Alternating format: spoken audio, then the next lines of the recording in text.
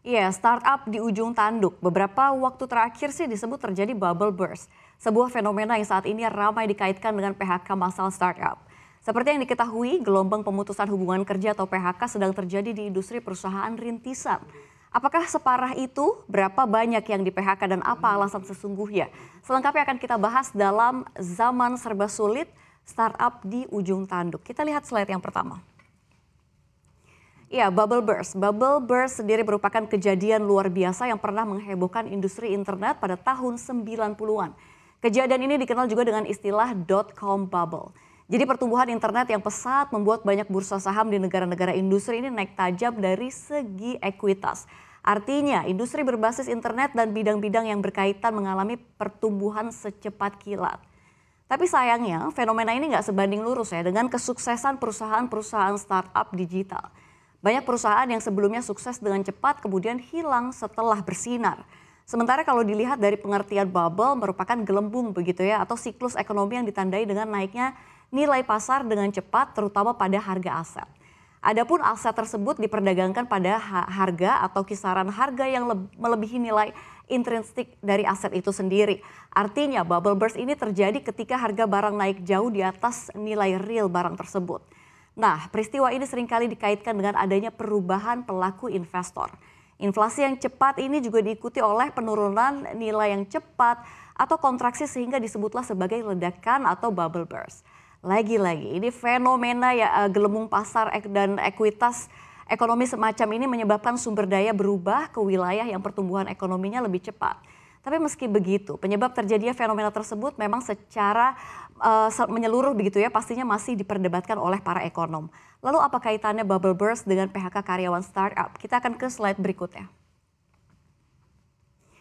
Ya, sepanjang tahun 2022 ini badai PHK oleh sektor startup terus bergulir. Bahkan menurut data dari True Uptext, sejak awal tahun hingga saat ini sudah ada lebih dari 120.000 karyawan startup global yang kena PHK. Dan yang paling tinggi terjadi pada bulan Juni ini di mana ya karyawan yang dirumahkan ini mencapai lebih dari 29 ribuan lebih begitu ya, tepatnya 29.299 ini berada di bulan Juni yang paling tinggi dan perusahaan yang lakukan PHK juga beragam. Bahkan PHK juga terjadi pada perusahaan-perusahaan berskala global seperti Netflix dan juga Google. Kedua perusahaan tersebut melakukan PHK baru seminggu yang lalu begitu ya. Netflix diketahui merumahkan sekitar 30 orang karyawan. Sementara Google menurut laporan IB Times, Google memotong setengah dari proyeknya di area 120 yang merupakan divisi pengendalian dan pengembangan raksasa teknologi yang berbasis di California. Dan karyawan yang terkena dampak harus mencari pekerjaan baru pada awal tahun depan. Dan yang paling terbaru, PHK datang dari Shopee Indonesia. Menurut informasi yang CNBC Indonesia dapatkan ada sekitar 3% karyawan yang dirumahkan dari total 6.232 orang karyawan. Ini alasannya adalah sebagai langkah efisiensi perusahaan melalui penyesuaian beberapa perubahan kebijakan bisnis. Dan menyoal soal PHK karyawan Shopee di Indonesia ini sebenarnya bukan menjadi kabar yang mengejutkan begitu ya, sebab secara global Shopee ini sudah melakukan PHK di berbagai negara. Dan gonjang-ganjing soal PHK Shopee besar-besaran di beberapa pasar, utamanya termasuk Indonesia ini sudah mulai berhembus sejak Juni tahun ini. Jadi awalnya memang berasal dari induk Shopee yaitu Sea Limited yang akan fokus pada kekuatan ekosistem yang memang sudah dimiliki sebelumnya. Lalu seperti apa kondisi di Indonesia sendiri? Berapa banyak jumlah startup yang layoff besar-besaran bahkan berhenti beroperasi? Kita ke slide berikutnya. Ya, kita lihat ada 6 startup gagal di RI. Ada Mobile Premier League atau MPL, ini platform game yang turnamen yang game dan turnamen ini yang tutup karena adanya perlambatan ekosistem akibat pandemi COVID-19. Ya, dari MPL sendiri ini memang sudah memangkas 100 orang atau 10% dari total pekerja secara keseluruhan.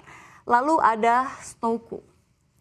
Kita lihat Stoko, startup yang memasuk bahan makanan segar seperti cabai, telur, hingga ampas kopi ke restoran-restoran ini juga tutup per April 2020 dengan alasan pandemi begitu ya. Atas kondisi ini setidaknya Stoko merumahkan 250 orang karyawannya. Lalu ada Kelapa. Kita lihat Kelapa merupakan adalah wadah memberdayakan pengrajin lokal begitu ya, juga akhirnya tumbang yang hanya bertahan 4 tahun sejak didirikan kala itu pada tahun 2015. Dan Kelapa ini nggak mampu bersaing dengan e-commerce lain seperti Tokopedia dan Bukalapak begitu ya. Dan juga ada lagi Sorabel. Sorabel ini startup e-commerce fashion wanita yang resmi ditutup pada Juli 2020 lantaran perusahaan dikabarkan kehabisan modal dan kesulitan menggalang dana saat pandemi.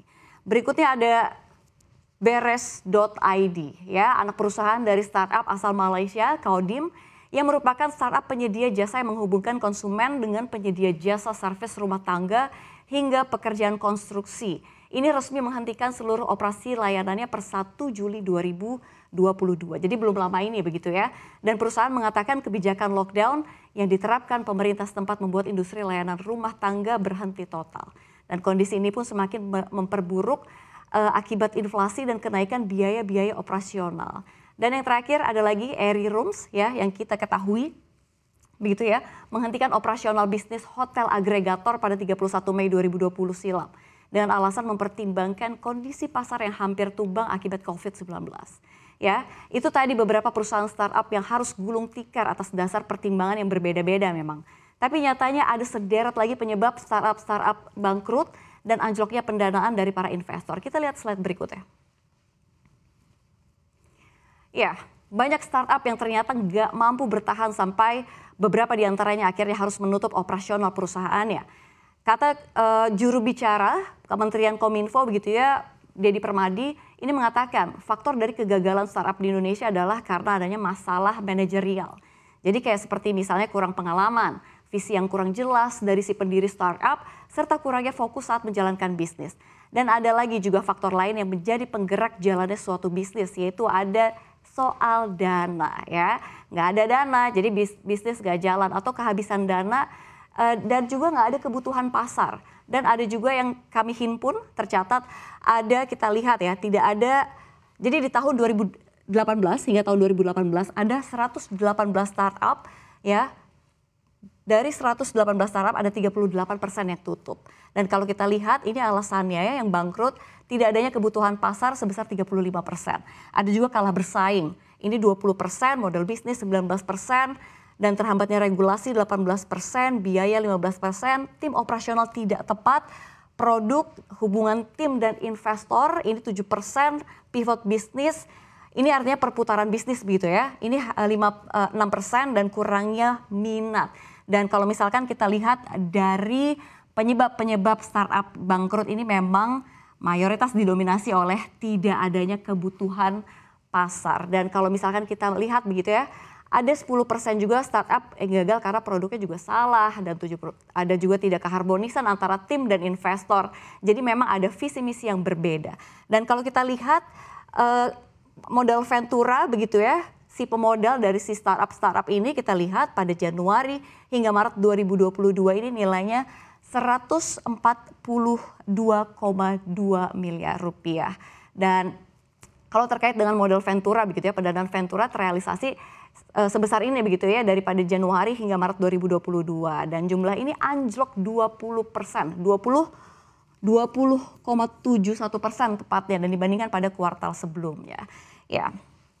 Jadi itu dia gambaran badai PHK startup yang rata-rata ini terjadi di seluruh dunia begitu ya, rata-rata sama semuanya. Jadi nggak pandang bulu sebab akibat yang dirasakan oleh startup kita maupun yang kelasnya global juga sama. Jadi kurang lebih kalau mau masuk ke dunia startup atau bisnis secara umum, ada baiknya kita test the water dulu ya. Jadi siapa target konsumen kita, produk atau jasa itu sendiri seperti apa. Jadi itu semua harus jelas demografinya. Sehingga paling tidak nasibnya nggak seperti startup yang sampai gulung tikar atau PHK para karyawannya.